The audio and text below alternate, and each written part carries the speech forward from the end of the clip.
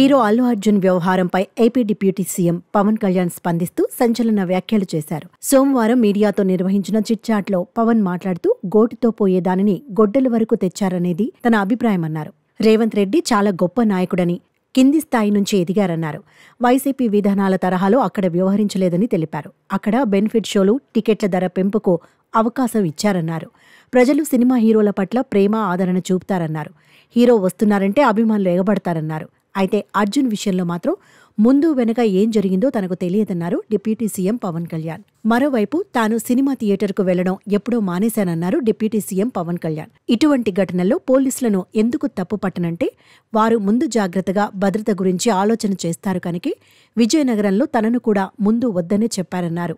అన్నయ్య చిరంజీవి ముసుగు వేసుకుని ఒక్కరే థియేటర్కు వెళ్లేవారని, తాను కూడా అలాగే వెళ్లిన సందర్భాలున్నాయన్నారు. అయితే థియేటర్లో ఘటన గురించి అర్జున్కు స్టాఫ్ ముందుగానే చెప్పి తీసుకెళ్లాల్సిందన్నారు.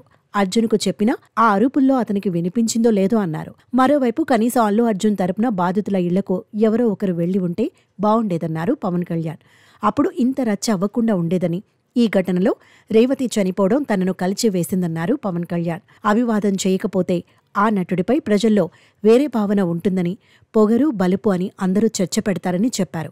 ఈ ఘటనలో తన వల్లే ఓ మనిషి చనిపారనే వేదన అర్జున్లో ఖచ్చితంగా ఉంటుందన్నారు. సినిమా అంటే టీం, అందరికీ భాగస్వామ్యం ఉండాలి.